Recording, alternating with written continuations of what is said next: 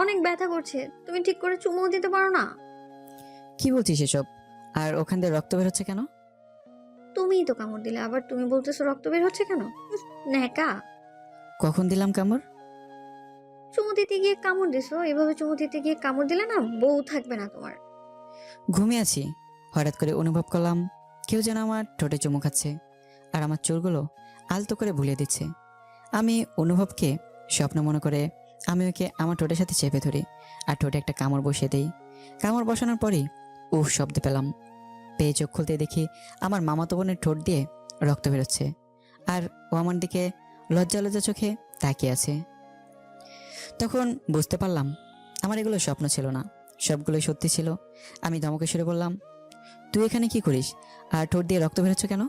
তার মানে তুমি এতক্ষণ এরকম করলা? ছি ছি ছি, আমি তোমাকে আমি বউ থুকু সরি বোনের চোখে দেখি আর তুমি কিনা এসব? তুমি জানো তুমি আর আমি অনেক বছরের ছোট বড়, তোমার আমার বয়সের অনেক পার্থক্য, আর তুমি তো পিচ্ছি একটা মেয়ে, তোমার সাথে তো আমার যায় না, তুমি এখনো ছোট মানুষ। আমি অত কিছু বুঝি না। আমি তোমাকে ভালোবাসি আর আমি তোমাকেই বিয়ে করব। এই কথা বলার সাথে সাথেই একটা থাপ্পড় মারলাম আর বললাম, ছোট মানুষ এত বড় বড় কথা বলো কেন? কেবল পর দশম শ্রেণীতে আর এখনই প্রেমে পড়েছো? এরপর সে তো রুম থেকে চলে গেল। থাপ্পড়টা জড়িয়ে দিয়েছিলাম, চোখ দিয়ে পানি বের হইতেছে। যদিও মারার পর আফসোস করতেছি, কারণ আমারও কিছু ভালো লাগে সে তোকে, কিন্তু ও আমার অনেক ছোট। ওকে তো এখনো ওকে তো অনেক কোলেও নিয়ে থাকছি। আসুন এখন পরিচয়টা দেই। আমার নাম শুভ, আমি অনার্স চতুর্থ বর্ষে পড়ি, আর গল্পের নায়িকা হলো আমার মামাতো বোন। আর বাকিটুকু ওপরে তো পড়েইছেন। সে তো চলে যাওয়ার পর আবার ঘুম, বুঝেননি? মামার বাড়িতে আসছি, ঘুম থেকে উঠে কি করব? রাতের সময় মামার বাড়ি আসছি, তাই সেতুর সাথে দেখা হয়নি। আর ওইসব ঘটনা ঘটলো সকালে। আসলে আমার 5টা মামা, আর তারা সবাই এক বাড়িতেই থাকে, জয়েন্ট ফ্যামিলি। পরে 10টার পর ঘুম থেকে উঠলাম, উঠে ফ্রেশ হয়ে বাইরে আসতেই 5টা মামি ডাকা শুরু করলো, শুভ আসো ভাত খেয়ে যাও। আমি বললাম, মামি আপনার কি পাগল হলেন নাকি? সবাই ডাকতেছেন, সব করে খাবো কেন? এদের ভিতরে সেতুর আম্মু যেটা সেটা বেশি ডাকতেছে। আমি মামির উদ্দেশ্য করে বললাম, এত নাম ধরে না ডেকে বললেই হয়, জামাই আসেন ভাত খান। আহারে, আমি জামাই করিয়ে বলতে চাই, কিন্তু আমার মেয়ে তো তোমাকে রিজেক্ট করে দিবে, তখন আবার তুমি কষ্ট পাবা, তাই ডাকি না। এই কথা বলার সাথে সাথে সব আমি হাসাহাসি শুরু করলো। পরে নানি ডাক দিল, গেলাম, গিয়ে দেখি নানি করে ভাত নিয়ে রাখছে। নানি খেতে দিল, আমি খেতে বসলাম। খেয়ে উঠে শুয়ে থেকে ফোন চাপতেছি আর সকালের কথা ভাবতেছি। তখন মামি ডাক দিল, আমি গেলাম মামির কাছে। যেতে মামি বলল, কে, সকালে কি হয়েছিল? সে তোর চোখে জল নিয়ে বের হলো আর রাগ করে নাকি স্কুলে চলে গেল। কিছু না মামি, ঘুমাইছি অনেক দেরি করে, আর ও গিয়ে ডাক দিছে, ওর ডাক শুনে আমি ওকে ধমক দিছি, তাই হয়তো। আমি পাঠাইছিলাম ডাকতে ভাত খেতে আসার জন্য। আচ্ছা, যা হইছে, তোকে তোর মামা একটু স্কুলের পাশে গিয়ে ডাক দিতে বলছে, যা। আমি ভাবতে লাগলাম, মামা কেন স্কুলে গিয়ে ডাকতে বললো? কেন? আমার মামা আসলেই হাই স্কুলের মাস্টার। পরে গোসল করে রেডি হয়ে নানির কাছে গেলাম, গিয়ে মিষ্টি সুরে সুরে বললাম, ও নানি দাও, ও নানি দাও। টাকা নেই আমার কাছে, আমি কি কামাই করি? টাকা কই পাবো? আরে ভাই, ভাবছেন আমি ফকির না? কিন্তু ফ্রিতে টাকা নিয়ে খরচ করলে দরদ ঠেকে না। পরে অনেক কষ্ট করে টাকা নিলাম, নিয়ে গেলাম মামার স্কুলের দিকে। বেশি দূরে না, কাছে মামার স্কুল। পরে স্কুলের মাঠে গিয়ে মামাকে গিয়ে ফোন দিলাম। ফোন দিয়ে বললাম, মামা আসতে বলেছিলেন। অফিস রুমে আছি, তুমি আসো। পরে গেলাম, গিয়ে সালাম দিলাম, রুমের ভিতরে গেলাম। মামা বলেন, একটা কাজ করে দিবা আমার হয়ে? এরকম ভাবে বলছেন কেন? কাজ দেন একটা, 10টা করে দেবো। তুমি তো জানো আমার মেয়ের রাগ কিরকম। সেদিকে বলছিলাম ওকে আজকে শপিং করিয়ে দিব, কিন্তু স্কুলের একটা কাজের জন্য নিয়ে যেতে পারবো না। তুমি একটু শপিং করে নিয়ে আসো তো। ঠিক আছে মামা, মনে মনে আমার টাকার 12টা বাজবে আজকে। এই নাও টাকা। লাগবে না মামা, আছে আমার কাছে। যেভাবে নিচ্ছি ওইভাবে নাও। কথা বলো কেন? বাইরে মনে হয় সেতু আছে, ডেকে শপিং এর কথা বলো, চলে যাবে। পরে টাকা দেখি 5,000। পরে সেতুকে দেখলাম বান্ধবীদের সাথে গল্প করছে। আমি স্কুলে পড়াশোনা করেছি, তাই সবাই চিনে, কেউ কিছু বলে না। সরাসরি সেতুর কাছে গিয়ে ডাক দিলাম। প্রথম ডাকা দেওয়ার পরে শুনলো না। পরে বললাম, মামা টাকা দিয়েছে তোমাকে শপিংয়ে নিয়ে যাওয়ার জন্য, না গেলে থাক, টাকা মেরে দেবো, আর কম দামে ড্রেস এনে বলবো এটা কিনেছে। আমি এসব বলছি, সেতুর বান্ধবীগুলো আমার দিকে হা হয়ে তাকিয়ে আছে। পরে সেতুর বান্ধবীদের দিকে লক্ষ্য করে দেখলো যে সবাই হা করে তাকিয়েছে আমার দিকে। এটা দেখে সেতু রেগে ওর বান্ধবীদেরকে বলল, ওভাবে দেখে কোনো লাভ নেই, ওই চিকটা শুধু আমার, ওর আর আমার বিয়ে ঠিক হয়ে আছে। বিয়ের কথা শুনে ওর এক বান্ধবী বলল, আমি তো ভাইয়ার সাথে কালকেও কথা বলছি, ভাইয়া তো বলল বিয়ের জন্য পাত্রী খোঁজা হচ্ছে। আরে আমি তোমাকে বলছি মানে? আর তোমাকে তো আমি চিনি না। ভাইয়া আমার আইডি নাম হলো মেয়ামি মন্দনা। ও, তুমি সেই মেয়ে? সেতুকে রাগানোর জন্য তোমার সাথে বলার সময় ভেবেছিলাম তুমি হয়তো সুন্দরী না, কিন্তু এখন দেখে মনে হচ্ছে আসমান থেকে নেমে আসা পরী। এটা বলে সেতু দিকে তাকাইতে দেখি সেতু আমার উপর রাগে কটমট করছে, মনে হচ্ছে আজ তো খেয়ে ফেলবে। ভাইয়া ওইভাবে বলিয়েন না, লজ্জা লাগে। এটা বলার সাথে সাথেই সেতুর যত রাগ আমার উপর উঠছিল সব রাগ উঠেছিল, সব রাগ ওই মেয়েটির উপরেই, যার জন্য। ইতি, দাঁড়া, তোর রাগ ছুটাচ্ছি আমি। এটা বলে কি ইতিকে ব্যাগ দিয়ে বাড়ি শুরু করলো আর বলল, শালা তুই আমার হবু স্বামীকে আর মেসেজ দেবে না, যদি দেশ তাহলে তোর 24টা বাজাবো। এটা বলে আমার দিকে আস্তে আস্তে বলতে লাগলো, তুই আর আজেবাজে মেয়ের মেসেজে রিপ্লাই দিবি না আর ব্লক করে দিবি। আমি নিশ্চয়ই শুনলাম, আর কিছু বললে আমাকে ব্যাগ দিয়ে বাড়ি শুরু করতো। স্কুল থেকে সরাসরি শপিং মলের দিকে রওনা দিলাম। স্কুল থেকে বের হয়ে অটো ডাকলাম। অটোতে যাবো না, রিক্সাতে যাবো, তুমি রিক্সা ডাকো। রিক্সায় গেলে শরীরের সাথে শরীর লাগবে, আর মানুষ দেখলে প্রবলেম হতে পারে। আমরা তো প্রেম করি, তাই এক রিক্সাতে যেতেই পারি, লোকে কি বলে বলুক, তা আমার কিছুই যায় আসে না। পাগল হয়েছো নাকি? আমরা প্রেম করলাম কবে? আচ্ছা বাদ দাও ওসব, রিক্সা ডাকো, শপিং করতে যাবো। পরে বাধ্য হয়ে রিক্সা নিয়ে শপিংয়ের উদ্দেশ্যে বের হলাম। রিক্সা অনেক বিরক্ত ফিল হচ্ছে, কারণ সে তো আমার শপিং মলে যাওয়ার আগ পর্যন্ত রিক্সার ভিতর আমার হাত ধরেছিল, মনে হইতেছে স্বামী স্ত্রী যাচ্ছি। পরে শপিং মলে ঢুকে এটা কিনে ওটা কিনে, কেনার কোনো শেষ নাই। মামা টাকা দিছিল 5,000, আর কিনতে মোট খরচ হলো 7,000। 2,000 টাকা পকেট থেকে গেল। টাকার জন্য মনটা খারাপ হয়ে গেল। ভাইরে ভাই, মেয়েদের নিয়ে কখনো শপিংয়ে যাইতে নাই, জীবন তেনা তেনা বানায় ফেলাই দেয়। শপিং করার শেষে বাড়ির দেশে রওনা দিলাম। শপিং করতে করতে 3টা বেজে গিয়েছিল, টাইমের দিকেও খেয়াল ছিল না। ক্ষুধাও লেগেছে, তাই ভাবলাম রেস্টুরেন্টে গিয়ে কিছু খেয়ে নেই। সেতুকে বললাম, সেতু রাজু হয়ে গেল। দুজনে খেতে গেলাম। রেস্টুরেন্টে ঢোকার সাথেই কে যেন মেলি কণ্ঠে শুভ ভাইয়া ডাক দিল। আমি এদিক ওদিক তাকাতে দেখি কেউ নেই। তখন আমার সামনে ডাক আসতেছে, কিন্তু চিনতে পারছি না, মুখটা ভালো করে দেখা যাচ্ছে না। একটু এগিয়ে গিয়ে দেখি আমার প্রাইমারি এবং হাই স্কুলের বান্ধবী জুলেখা। আমি জুলেখাকে দেখে অনেক খুশি হয়ে গেলাম। পরে ভালো মন্দ জিজ্ঞেস করলাম, কুশল বিনিময় করলাম। পরে আমি জুলেখার পাশেই বসলাম, আর সেতুকে জুলেখার বান্ধবীর পাশে বসতে বললাম, কিন্তু সেতু দাঁড়িয়ে আছে, তাও আবার রাগের দৃষ্টিতে। কি হলো বস? কে রে মেয়েটা? আমার মামা তো আর বলতে পারলাম না। আমি ওর হবু বউ, আর এখন ওর প্রেমিকা। আর আপু, আপনি আপনার বান্ধবীর পাশে বসুন, আমি আর উনি একসাথে বসবো। আপনার সাথে বসলেন আমার ভালো লাগবে না। উঠুন, একটু উঠে এ পাশে আসুন আপনি। অনেক মানুষই কিছু বলতে পারছি না, তাই সেতুর কথা মতোই চলতে লাগলাম। আমি আর সেতু বসলাম এবং জুলেখা আর ওর বান্ধবী বসলো। খাবারের অর্ডার দিল। খাবার আসলে সেতু হাত উঠে মুখ ধুতে গেল। কে রে, কবে থেকে শুরু করলি? আরে ওসব কিছুই না, আমার মামাতো বোন আমাকে অনেক ভালোবাসে, তাই এরকম করে। সামথিং সামথিং মামা। এরই মধ্যে সেতু চলে এসেছে, তাই চুপ হয়ে গেলাম। টেবিলে খাবার দিয়ে গেছে, খাবার খাওয়া শুরু করলাম। খাবার খেতে খেতে জুলেখা সেতুকে জ্বালানোর জন্য বলতে লাগলো, শুভ, তুই তো অনেক শুকিয়ে গেছিস, আয় তোকে খাওয়াই দেই। স্কুলে থাকতে তো অনেক খাওয়াই দিছি, হাই স্কুল পাশ করে চলে গেলি আর খাওয়াই দিতে পারি নাই। কি বলিস এসব? তুই কবে খাওয়াই দিলি? মিথ্যা বলিস কেন? একটা চোখ মেরে জুলেখা বলল, আর গার্লফ্রেন্ড সামনে এত বোকা সাজতে হবে না। সে তো আমার দিকে অগ্নিদৃষ্টিতে তাকিয়ে আছে, মানুষের জন্য কিছু বলতে পারছে না। আয় উঠ, আর খেতে হবে না, অনেক খেয়েছিস, চল বাড়ি চল, বাড়ি যাবো। খাওয়া তো হয়নি, এখনই যাব মানে? যাবে কি না বলো, না গেলে ফুপা মুখে বলে দিব তুমি শুধু মেয়েদের সাথে মিশো আর মেয়েদের সাথে এই করো। আমি বুঝতে পারছি, চলো খেতে হবে না। ওঠার আগে সেতু জুলেখাকে বলল, টাকাটা দিয়ে দিন। জুলেখা শুধু তাকিয়ে তাকিয়ে দেখছে। পরে রেস্টুরেন্ট থেকে এসে রিক্সা নিয়ে বাড়ির দিকে রওনা দিলাম। রিক্সা ওঠার সাথে সাথে সেতু বলল, তুমি এত লুচ্চা কেন? আমি লুচ্চা মানে? কি লুচ্চামি করছি তোমার সাথে? হ্যাঁ, সকালে এত জোরে কিস করছো যে আমার ঠোঁটটাই কেটে গেছে। আবার ওই মেয়ে নাকি তোমাকে ভাত খাওয়াই দিছে, ছি ছি। আমরাও তো পড়ি, কাউকে তো কিছু খাওয়াই দিই নাই, তুমি ছোট থাকতেই খাওয়াই দিচ্ছ। এখন তো অনেক বড় হয়েছো, এখন মনে হয় অনেক কিছু খাও মেয়েদের কাছ থেকে। আরে আমি তো আগে মেয়েদের সাথে কথা বলি নাই, আর এখন মেয়েরা কি খাওয়াবে? হ্যাঁ, মিথ্যা বলো কেন? জুলেখা তো আমার সামনেই বললো। মিথ্যা বলছে জুলেখা। আরও সে তো অনেক কথাই বললো। বলতে বলতে বাড়ি এসে গেছি, পরে ভাড়া দিয়ে দিলাম। বাড়িতে এসে ফ্রেশ হয়ে একটু বসে আছি আর ভাবছি আমার টাকা গেল 2050টা। সে তো কি মামাকে বলে টাকাটা দিয়ে যাবে? 50 টাকা না দিলেও চলবে, কিন্তু আর বাকি টাকা দিলে ভালো হতো। আরে ভাই, ভাবছেন এত টাকা চিন্তা করছি কেন? আসলে আমি মধ্যবিত্ত ফ্যামিলি থেকে বড় হয়েছি, কিন্তু আমার নানা অনেক ধনী ব্যক্তি, সেই সুবাদে মামাদের অনেক টাকা। যারা মধ্যবিত্ত ফ্যামিলি থেকে বড় হইতেছে তারাই জানেন মধ্যবিত্ত ছেলেদের 1 টাকা খরচ করলে হিসাব করতে হয়।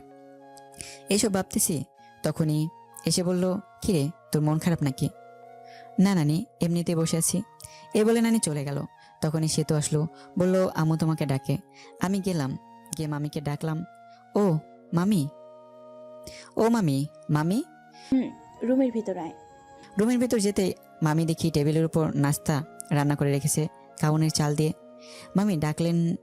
নানি, সে তো বললো ডাকলেন নাকি? তোমার জন্য কাউনের চাল দিয়ে নাস্তা রান্না করছি, বসে বসে খাও। আমি খেতে বসলাম। কাউনের চালের নাস্তা খেতে অনেক টেস্ট। খেতে খেতে বললাম, সেতু খাইছে? না, খাই নাই। কই মনে হয় গেল ঘুরতে, এসে খাবে বললো। খেয়ে ওঠে আমি মামাতো ভাইয়ের সাথে ঘুরতে গেলাম। যে নানির বাড়ি গেলেই ওই মামাতো ভাইয়ের সাথে ঘুরি। ঘোরাঘুরি করে বাড়ি ফিরে অন্য মামির ঘরে গেলাম। খেয়ে নানির ঘরে আসলাম। এসে শুয়ে ফোন চাপতেছি। কিছুক্ষণ সময় যাওয়ার পর মামারা সবাই এসে পড়েছে। মামারা সবাই নানির ঘরে এসে গল্পগুজব করে। নানির বয়স হয়ে গেছে আর নানু ভাইয়া মারা গেছে, তাই আর কি। মামিরাও আসে, সবাই অনেকক্ষণ গল্প করে। ওই দিনও গল্প করতেছি, তখন সে তো এসে বললো, ভাইয়া তোমার ফোনটা দাও তো। আমি মামি সবাই বসে আছি, তাই ফোন দিয়ে দিলাম। কিছু না বলেই আমরা গল্প করতেছি। সে তো মোবাইল পেয়ে প্রথমে ঢুকলো মেসেজে। ঢুকে দেখে অনেক মেয়ে মেসেজ দিছে। মেসেজ দেওয়ার অবশ্য কারণ আছে, ওটা বলবো না। এর মধ্যে দেখতে পেলো মেয়ে আমি মন্দ না। সেতুর এই আইডি থেকে মেসেজ আসছে, ভাইয়া খাবার খাইছেন? আমি তো আপনার প্রেমে পড়ে গেছি। সেতু সিন করলো, কিন্তু কোনো রিপ্লাই দিল না। মেসেজ সিন করা দেখে আবার মেসেজ দিল, কি হলো ভাই, চুপ থাকা মানে কি? আমি বুঝে নেব আপনি আমাকে ভালোবাসেন। সেতু রিপ্লাই দিল আমি হয়ে। সেতুর বান্ধবীর নাম সীমা। কিন্তু আমি তো আমার মামাতো বোনকে ভালোবাসি। ভাইয়া, সেতুর তো বয়ফ্রেন্ড আছে, তাও একটা না, অনেকগুলা, যেগুলো হিসাব করে শেষ যাবে না। এই কথা শুনে সেতুর রাগ তো চরম পর্যায়ে চলে গেছে। আচ্ছা, আমি কে তুমি তা জানো না? আমি তোমার ভাবি হই। মানে? সেতু অমনি ভিডিও কল দেয়, আর ওই দিক থেকে সীমা ধরে। কল ধরার সাথে সাথেই সেতুর মুখ দেখতে পেয়ে অবাক হয়ে যায়। ওই শালি আমার অনেকগুলো বয়ফ্রেন্ড, তাই না? না মানে ইয়ে, এমনিই বলছি। এখন থেকে আর মেসেজ দিবি না। এটা বলে কল কেটে দেয়। আর আমার মেসেঞ্জারে যত মেয়ে ছিল সব মেয়েদের ব্লক মেরে দেয়। এমনকি যেসব আমার ফ্রেন্ড লিস্টে ছিল সব মেয়েকে ব্লক করে দেয়। আর মেসেঞ্জারে সব চ্যাট মুছে ফেলে। আর রিলেশনশিপ স্ট্যাটাস দেয়, এনে রিলেশনশিপ। মা, ফোনটা শুভকে দিয়ে দিও তো। তুই এত বড় ছেলেকে নাম ধরে বললি কেন? ও তোর ভাই, আর তুই ফোন নিয়েছিস, তুই দিয়ে আয়। পামো না। মামি আমাকে ফোন দিয়ে গেলে ফোন হাতে নিয়ে দেখি ফোনে সব কিছু চেঞ্জ। ওয়ালপেপার দিচ্ছে সেতুর, আর লেখা, ওয়ালপেপার পাল্টালে তুমি শেষ। পরে ডাটা অন করে মেসেঞ্জারে ঢুকলাম। মেসেঞ্জার একেবারে ভীম দিয়ে ঘষে পরিষ্কার করে ফেলেছে। তখন একটা মেসেজ আসলো অচেনা আইডি থেকে। মেসেজে লেখা ছিল, শুভ সাহেব, এত ভেবে লাভ নাই, সব কিছু আমি ডিলিট করে দিছি। তোমার চ্যাট লিস্টে শুধু আমিই থাকবো। তোমার চ্যাট লিস্টে প্রথম ব্যক্তি আমি, আর শেষ ব্যক্তিও আমি। আর কোনো মেয়েদের সাথে কথা বলবা না, কথা বললে কিন্তু প্রবলেম হয়ে যাবে। তুমি কে? আর তুমি আমাকে কিভাবে চেনো? আমি চিনি তোমাকে, আর তুমিও আমাকে চিনো। তোমার আশেপাশেই আছি। আমি চিনতে পারছি, তুমি আর কেউ না, আমার কিউট বোন সেতু। ওই শালা বোন বলা বাদ দিয়ে বউ বল, বুঝলি? সবাইকে কি বউ বানানো যায়? সবাইকে বলতে হবে কেন? শুধু আমাকে বলবা। তোমাকে বলবো কিভাবে? তুমি তো আমার আদরের ছোট বোন। তোকে কয়বার বলবো যে আমাকে আর বোন বলবি না? এরপরে বোন বললে না, তোর 12টা বাজায় দিব। আচ্ছা বাদ দাও, অনেক রাত হয়েছে, ঘুমিয়ে পড়ো। ওকে। আমি ঘুমালাম। সকাল উঠে বাড়িতে চলে আসবো। ঘুম থেকে উঠে দেখি সেতু আমাকে জড়িয়ে ধরে শুয়ে আছে। এই সেতু, এভাবে ধরে আছো কেন? মামি অথবা অন্যকে দেখলে কি ভাববে? কে বলে তো এসে একটু জড়িয়ে ধরলাম, আর এরকম করছো? সেতু ছাড়তেই চাইনি, আমি জোর করে ছাড়িয়ে নিলাম আর বললাম, তুমি এখানে কি করো? হ্যাঁ, আম্মু ডাকতে পাঠালো, তাই তো আসছি। তুমি যাও, আমি আসতেছি। সেতু মুখটা বেঁকে চলে গেল। আর ফ্রেশ হতে চলে গেলাম। ফ্রেশ হয়ে মামির কাছে গেলাম।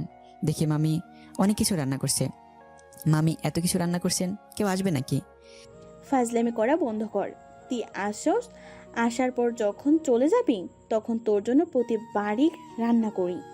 আমি মিষ্টি একটা হাসি দিয়ে খাবার টেবিলে বসলাম।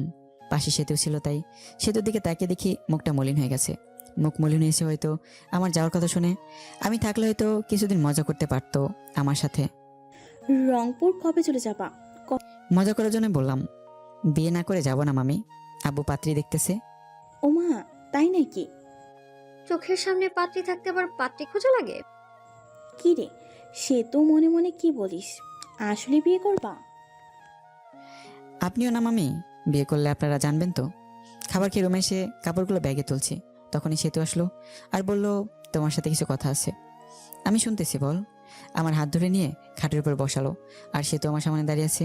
কিছু সেকেন্ড দাঁড়িয়ে থাকার পর সরাসরি আমার ঠোঁট দুটো লেপটে নিল ঠোঁটের সাথে। কিছুক্ষণ পরে ছেড়ে দিল আর বলল, আমি তোমাকে অনেক ভালোবাসি, তোমাকে ছাড়া আমি বাঁচবো না। আই লাভ ইউ শুভ।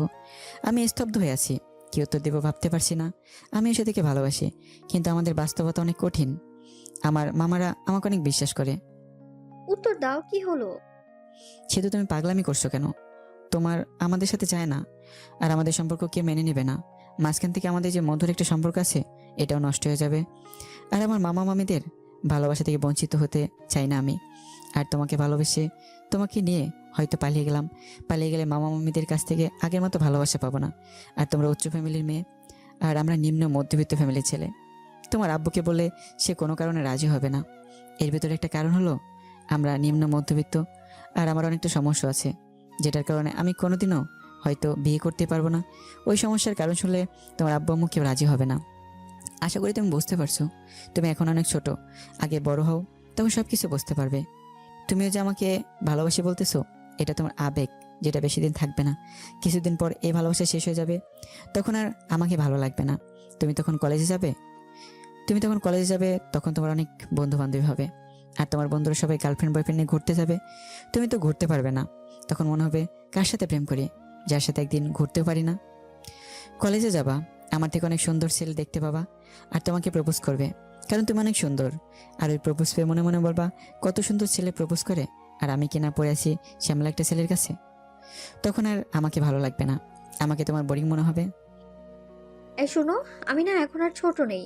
আমি সামনে এসএসসি পরীক্ষা দিব, আর যারা দশম শ্রেণীতে পড়ে তারা ছোট হয় না, বুঝলে? আমি বড় হয়েছি আর আমি সব কিছু বুঝি। আর তোমাকে আমি সত্যিই ভালোবাসি। এই ভালোবাসা না কোনো আবেগ না, আমি তোমাকে সেই নবম শ্রেণী থেকে ভালোবাসি। Really love you. এটা কখনো সম্ভব না।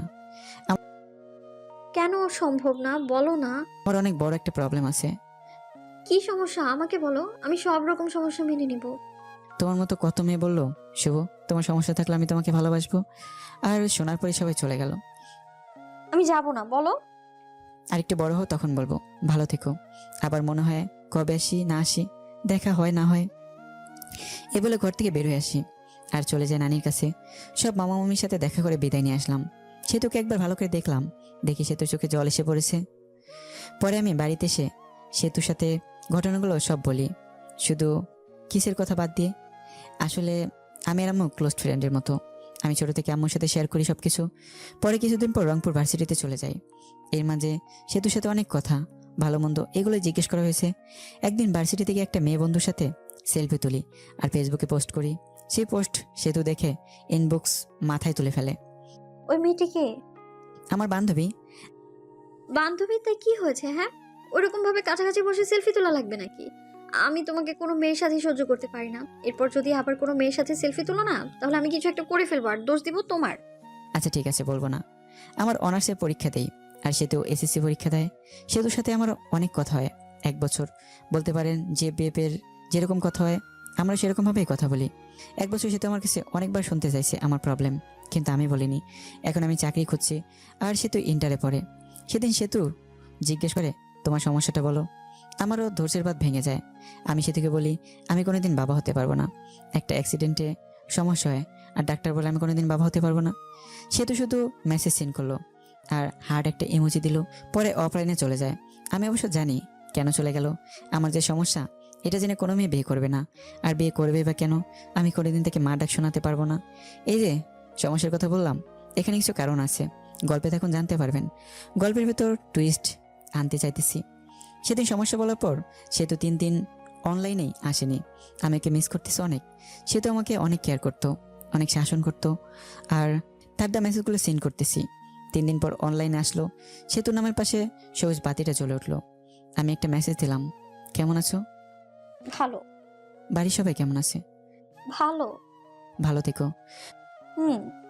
পরের মেসেজ দিলাম না, একটু মনে মনে হাসলাম। হায় রে আবেগ, আগে কত কথা বলতো আর এখন কথাই বলে না। মেসেজ তো দেয় না, আবার বলছে তোমাকে অনেক ভালোবাসি। সে তো এর ভালোবাসা ছিল আবেগ, আর এই ভালোবাসার সমস্যার কথা শুনে জানালা দিয়ে পালালো। আর বলতো সমস্যা আছে তাই কি অমনি ভালোবাসবো? আপনারা ভাবছেন হয়তো আমি কষ্ট পাচ্ছি। না, আসলে আমার কষ্ট হচ্ছে না। আজকে নতুনভাবে কেউ কথা বলা বাদ দেয়নি। অনেকে এরকমভাবে বলতো ভালোবাসি, কিন্তু সমস্যার কথা বলতেই কথা বলা বন্ধ করে দিছে। যদিও অন্য মেয়েদের থেকে সেতুর ব্যাপারটা একটু আলাদা, কারণ সেতুকে আমি ভালোবাসি। আর ভালোবাসাও না, ভালো লাগা এই আর কি। সেতুকে মিস করি আর মেসেজগুলো মিস করি, এটাই, তাছাড়া আর কিছুই না। এখন আস্তে আস্তে সেতুকে বলে যাব, তার দা মেসেজগুলো আর মিস করব না। আমার একটা চাকরি হয়ে গেছে, এখন আর আমি বেকার নাই। কিছুদিন পর শুনতে পেলাম সেতুর বিয়ে ঠিক হয়েছে একটা MBBS ডাক্তারের সাথে। শুনে ভালোই লাগলো। বিয়ের দিন তারিখ ঠিক হয়েছে। বিয়ের 7 দিন আগে থেকে সব মামা মামি নানি সবাই ফোন দিয়ে বলতেছে তাড়াতাড়ি আসতে। আর বলবেই বা না কেন, পাঁচ মামার একমাত্র ভাগিনা, অনেক আদরের। আর আমি ছোটবেলায় মামার বাড়ি বেশি থাকছি। কিন্তু এটা ওটা বলে বলি বিয়েতে যেতে পারবো না। আসলে বিয়েতে গিয়ে সেতুর সামনে যেতে শরম করবে, আর শরমের কারণটা আপনারা ফিল করতে পারবেন। সেতুর বিয়েতে আসতে আব্বু আম্মু আসতে বলছে, কিন্তু না করে দিয়েছি। আম্মু আসার জন্য অনেক জোর করে নাই, জোর করলে আসতেই হতো, কারণ আম্মু উপরে সব কথাগুলো জানে। আমার জীবনের সব ঘটনা আম্মুর সাথে শেয়ার করি। বিয়ে 4 দিন আগে সেতু মেসেজ দিছে, ভাইয়া বিয়ে আসবে না কেন? আসলে 1 বছর কথা বলার পর তোমাকে ভালোবেসে ফেলেছিলাম, আর তুমি মাঝপথে ছাইড়া দিলে। সব কিছুই সম্ভব, কিন্তু নিজের চোখের সামনে ভালোবাসা বিসর্জন দেওয়া সম্ভব না। আপনাকে দিয়ে যদি আমি মা হতে না পারি তাহলে বিয়ে করে লাভ কি? আপনাকে তো কেউ বিয়ে করবে না। আমি আর কিছু না, হাসির একটা ইমোজি দিয়ে অফলাইন হয়ে গেলাম। বিয়ের 2 দিন আগে রুমে বসেছি বলে ভুল হবে, অফিসের জন্য রেডি হচ্ছি। তখন দেখি মামা আমার দরজার সামনে দাঁড়িয়ে আছে। আমি সালাম দিয়ে বললাম, আরে মামা কখন আসলেন? এই জায়গায় বসেন। তখন মামা বলল, আমি বসতে আসিনি, তোমাকে নিতে এসেছি, চলো। মামা, নতুন অফিসে জয়েন করেছি, আর ছুটি দেবে না, আর এমনি গেলে চাকরি থাকবে। তোমাকে কি কেউ কিছু বলছে? তোমার মামি কি কিছু বলেছে নাকি? না মামা, আমি আর কি বলবো। তাহলে চলো তোমার অফিসে যাব, আমি ছুটি নিয়ে দিব। পরে বাধ্য ছেলের মতো মামাকে নিয়ে গেলাম। অফিসের সামনে গিয়ে মামা কাকে যেন ফোন করলো। পরে অবশ্য বুঝেছি তার বন্ধুকে ফোন দিছিল। কিরে, কি অবস্থা? ওই পাশের লোকটির কথা শুনতে পারলাম না। আমি তোর অফিসের সামনে দাঁড়িয়ে আছি। লোকটি কি বললো শুনতে পেলাম না। কিছুক্ষণ পর দেখি আমাদের অফিসের বস বের হয়ে আসলো। আশা দেখে সালাম দিলাম। ওয়ালাইকুম আসসালাম। শুভ আমার ভাগিনা, ওর ছুটি লাগবে। আরে শুভ, তোর ভাগিনা হয় আগে বলবি তো, বললেই আগেই ছুটি দিয়ে দিতাম। শুভ ছুটি চাইছিল কিন্তু দেই নাই, আরও বকা দিছি। এখন তো জানলি, ছুটি দিবি নি না চলে যাব আমি? আরে তুই আইসোস, ছুটি না দিয়ে পারি বল? চল কিছু খাই। চল। পরে একটা রেস্টুরেন্টে গেলাম, গিয়ে খেতে বসলাম। তা শুভ কি কাজ কিছু পারে না পারেই না? পারে, কিন্তু নতুন তো তাই মাঝে মাঝে সমস্যা হয়, কিন্তু পারফরমেন্স ভালো, আগাতে পারবে। হঠাৎ করে আসলি, ফোন দিয়ে আসতি, তোর ভাবি শুনলে খুশি হতো। সময় নাই রে, এখানে 2টা কাজের জন্য এসেছে। এক হলো তোর সাথে দেখা করতে, আর ভাগিনাকে নিতে। মামা একটা কার্ড বের করে দিল আর বলল, বিয়ের দিন চলে যাস, আমার মেয়ের বিয়ে, আর কোনো কিন্তু চলবে না, বলে দিলাম। ঠিক আছে, চলে যাব। তাহলে আজকে উঠি রে, বাড়িতে অনেক কাজ, বুঝতে তো পারছিস। আচ্ছা যা।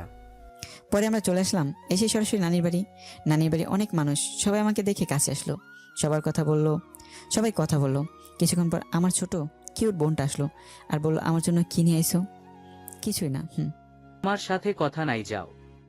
ঠিক আছে। নীলাকে আম্মু চকলেট দেয়। পরে ছোট বোনটা চকলেট নিয়ে দৌড় দিল। আমি আম্মুর সাথে কথা বললাম, বলে ফ্রেশ হয়ে কিছু খেয়ে নিলাম। সেতুর সাথে এখনো দেখা হয়নি, অনেক খুশিতে আছে মনে হয়। বিয়ের সব আয়োজন কমপ্লিট করা হলো।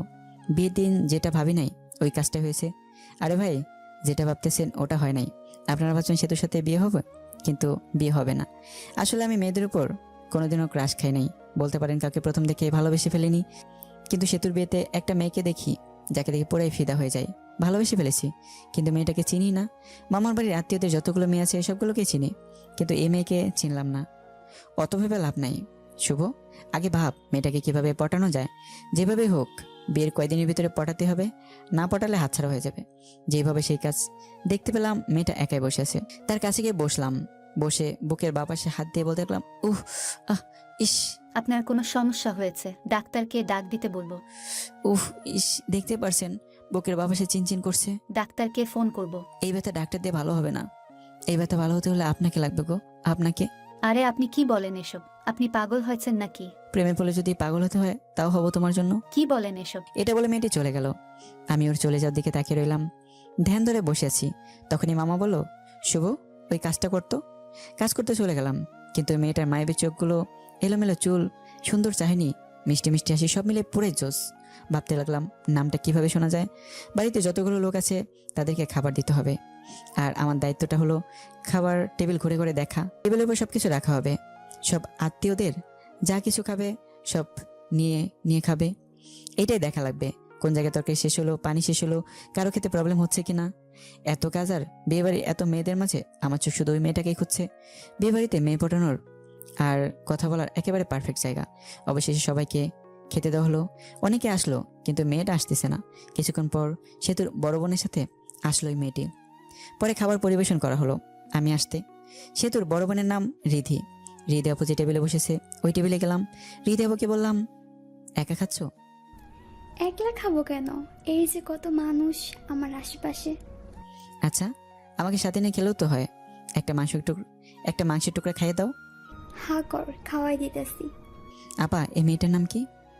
কোন মেয়েটা? তো ডান পাশেরটা। ও, ওর নাম আফরিন। এ হলো। আর কিছু শুনতে চাই না, নামটা দিলেই চলবে। আচ্ছা, মেয়েদের নাম শুনে কি করবি? আবার প্রেমে পড়ে গেলি নাকি? আফরিন সবকিছু শুনতেছে আর অবাক দৃষ্টিতে আমাদের দিকে দেখছে আর খাচ্ছে। কি যে বলো না তুমি। প্রেমে পড়ে কি করবি? ফুপুকে বল একটা বিয়ে করে ফেল। বয়স তো আর কম হলো না। আর কিছুদিন পরে বুড়ো হয়ে যাবি, বউ পাবি না। আফরিনের মতো একটা সুন্দর মেয়ে পেলে তো এখনই বিয়ে করে ফেলতাম। আফরিন একটু কাশি দিল খাক খাক করে। আর নিধি, কি বলি তুই? আর আমি এটা বলে ওখান থেকে চলে আসলাম। বেশিক্ষণ থাকলে প্রবলেম হয়ে যেত। সবার খাওয়া শেষ হলো, তখন মামা বলল, শুভ তুমি কি কিছু খাইছো? না মামা। তুমি তাহলে নিজের রুমে যাও, খাবার পাঠিয়ে দিতেছি। কিছুক্ষণ পর সে তোর শ্বশুরবাড়ি থেকে লোক আসবে, তখন তো আর কিছু খাইতে পারবা না। খাবার খেয়ে ভালো ড্রেস পরে নিজেকে পরিবর্তন করো, গরমে ঘামের কারণে ড্রেসটা নষ্ট হয়ে গেছে। ঠিক আছে মামা। পরে চলে গেলাম নিধির রুমে। গিয়ে দেখি নিধি, আফরিন আরও কয়েকটা মেয়ে বসে থেকে ফোন চাপছে। আমাকে দেখে নিধি বলে উঠলো, কিরে বান্দর, এখানে কি করস? আফরিনের থেকে তাকিয়ে থেকে বললাম, তাকে না দেখে থাকতে পারলাম না। কাকে রে? বুঝবি না রে। আপনারা হয়তো ভাবছেন নিধির ঘরে খেতে যেতে বললো কেন। এখানে একটা কারণ হলো, বাড়িতে অনেক আত্মীয়, এখন আমাকে আলাদাভাবে খাওয়াতে হলে আলাদা একটা রুম তো লাগবেই, তাই না? তখনই মামা খাবারের প্লেট নিয়ে ঢুকলো, আর আমি টেবিলে বসে পড়লাম। মামা নিধিকে দেখতে পেয়ে বলল, এটা আমার ছোট মামা। ওকে চাচু। আমার সামনে রেখে তরকারির বাটি, ভাতের বাটি আর যা কিছু আয়োজন করছিল সব খেতে বসেছি। তখন ছোট মামি এসে বলল, শুভ ভাত নাও, তরকারি নাও, এমনকি মামি তুলেও দিল। আমি খেতে লাগলাম। ছোট মামি চলে গেল, মেজো মামি আসলো। মেজো মামি এসে তরকারি দিল, ভাত দিল, আমি নিলাম, পেট ভরে গেছে। মেজো মামি চলে যাওয়ার পর আসলো সেতুর আম্মু, এসে বলল তরকারি নাও। আমি বললাম নিব না, তবুও জোর করে দিল। এদিক দিয়ে তো আমার অবস্থা খারাপ। পরে সোজা মামি এসে আরও দিয়ে গেল। আমার পেটে তো ঢুকছেই না। পিছনে তাকিয়ে দেখি নিধি আর ওর সাথে বসে থাকা মেয়েগুলো হাসতেছে। আর কাটাকে নুনে ছিটা দেওয়ার জন্য নিধি এসে বলল, চামচ দিয়ে মাংসের প্লেটে দিয়ে বলল, এই নে খা বেশি করে। আমার অনেক রাগ উঠে গেল, মনটা চাইতেছে ধরে পিটাই। প্লেটে মাংস দিয়ে নিধি পাশে চেয়ারে বসলো আর ওর সাথে মেয়েগুলোকে ডাক দিল, আয় আমরা সবাই ওর পাশে বসে থাকি, যাতে ও খাওয়া বাদ দিয়ে পালাতে না পারে। ব্যাক্কেল মেয়েগুলো সবাই পাশে এসে বসলো, সাথে আফরিন সহ। আফরিন মনে মনে বলতেছে, আমাকে অনেক জ্বালাইছস, এখন একটু প্রতিশোধ নেই। আফরিনও মাংস তুলে দিল আর বলল, খাও, খাইলে শরীর ভালো থাকবে। আফরিনের এই কথা বলার সাথেই বললাম, ভেবেছিলাম খাবো না, কিন্তু এখন খাবো। হাজার হলো আমার গার্লফ্রেন্ড এত আদর করে দিল, আমি কি না খেয়ে পারি? আপনি তোর আগে ফায়ার, আর বাকি মেয়েগুলো হাসতেছে। এর মধ্যে নিধির একটা কল আসে, আর একটু দৌড়ে যায় কথা বলার জন্য। তখনই আপনি আবার মাংস দেয় রাগ করে। আদর করে দিচ্ছি, খা, না খেয়ে উঠতে পারবি না। এবার দেও দেখে রাগ করে উঠে গেলাম। এত খাবার খাওয়া যায় নাকি? রাগ ওঠার কারণে মাংসের ঝোল ঠোঁট দিয়ে ভরিয়ে নিলাম, আর আফরিনের অপ্রস্তুত অবস্থায় সরাসরি লিপকিস করে তোর। পরে আর আফরিনের সামনে যায়নি। কিছুক্ষণ পর সেতু শ্বশুরবাড়ির লোক আসবে, কিন্তু সেই জন্য সব কিছু আরও সুন্দর করে সাজানো হলো। কিন্তু সেই সময়ই সেতুর শ্বশুরবাড়ির লোকজন আসার কথা ছিল। ওই সময় পার হয়ে যাচ্ছে, কিন্তু কেউ আসছে না। তখন মামা কল করে ঘটকের কাছে। ঘটক মনে হয় কি বললো তা শুনে মামা চোখে পানি এসে গেছে, এবং মামা মাথায় হাত দিয়ে বসে বলল। পরে আমি আরও মামার দিকে এগিয়ে গেলাম, গিয়ে জিজ্ঞেস করলাম কি হয়েছে। মামা যা বললো তাতে তো আমার হুঁশ উড়ে যাওয়ার মতো অবস্থা। কথা হলো সেতু যার সাথে বিয়ে হওয়ার কথা ছিল সে নাকি অন্য মেয়েকে নিয়ে পালিয়ে গেছে। বাকি মামারা ওই মামাকে সান্ত্বনা দেওয়ার জন্য বললো, চিন্তা করিস না, আমরা তো আছি। সেতুর আব্বু উঠে আমার দিকে তাকালো, আর বাকি মামারা আমার দিকে তাকালো। তারপর মামারা কি মনে হয় চোকাচুকি করে চলে গেল আমার বাবার কাছে। আব্বুকে কি যেন বললো, আব্বু হ্যাঁ হো করলো। পরে আম্মুর কাছে গিয়ে ওই কথাগুলোই বললো। পরে আম্মু আমার কাছে আসলো আর বললো সেতুকে বিয়ে করতে। কিন্তু কিন্তু আম্মু, সেতু তো আমাকে পছন্দ করে না। তখনই আমার মামার এসে পড়লো আর বলতে লাগলো, শুভ না করিও না, বুঝতেই তো পারছো। পরে আমিও রাজি হয়ে গেলাম। বর্ষে থেকে বিয়ের স্টেজে বসে পড়লাম। বিয়ে পড়ানো শেষ হলো, বরকনে একসাথে করে মিষ্টি খাওয়ানো হলো। একটু আর চোখে আফরিনকে দেখলাম। দেখি আফরিন মনটা খারাপ করে আছে। হয়তো আফরিনও ভালোবেসে ফেলেছিল আমাকে। যার কপালে যার নাম লেখা থাকে ঘুরে ফিরে সেই জীবনসঙ্গী হয়। পরে বিদায় নিয়ে চলে আসলাম আমার বাড়ি। আগে ফোন দিয়ে বলা হয়েছিল ঘর সাজানোর, তাই ঘর সাজিয়ে রেখেছে। এসে বউ আগে ঢোকানো হলো। কিছুক্ষণ পর আমি গেলাম, দেখি সেতু ঘোমটা দিয়ে বসে আছে। আমি গিয়ে একটু কাশি দিলাম। সেতু বসে আছে, কোনো সারা শব্দ না পেয়ে আমি গিয়ে সেতুর ঘোমটাতে তুললাম। তখন সেতু বলল, আপনার লজ্জা করে না হাঁটুর বয়সী মামাতো বোনকে বিয়ে করতে? আমি শকড খেয়ে গেলাম। যখন প্রেম করতে চেয়েছিলি তখন এই কথাটা কোথায় ছিল? আমি তোমাকে বিয়ে করতে চাইনি, তোমার বাপেই বিয়ে করে দিছে। আচ্ছা বলেন তো, আপনাকে বিয়ে করে লাভটা কি? আর আপনার সাথে থাকার কোনো কোলবালিশের সাথে থাকা তো একই কথা। আপনি তো কোনোদিন বাবা হতে পারবেন না। আমি কি ইচ্ছে করে এরকম আক্রান্ত হয়েছি? আল্লাহ এরকম চাইছে, তাই আমি বাবা হতে পারবো না। কত স্বপ্ন ছিল ডক্টর বেটাকে বিয়ে করে 2টা বাচ্চা নিব, কত মজা করব। কিন্তু ডক্টর বেটা অন্য বেটিরে নিয়ে ভাগ্যা গেল। কপাল খারাপ আমার। আমরা একটা বাচ্চা কিনে নিয়ে আসতে পারবো, তাই না? পালক নেওয়া বাচ্চা আর নিজের গর্ভধারণ করা বাচ্চার মধ্যে অনেক পার্থক্য। আর আমি আপনার সাথেই তো থাকবো না, কিছুদিন যাক ডিভোর্স দিয়ে দিব। ডিভোর্সের কথা শুনে মনটা খারাপ হয়ে গেল। বাসরাতে ডিভোর্সের কথা শুনতে হইতেছে। কত স্বপ্ন ছিল এই রাত নিয়ে, কিন্তু সব স্বপ্নগুলো স্বপ্নই রয়ে গেল কপালে।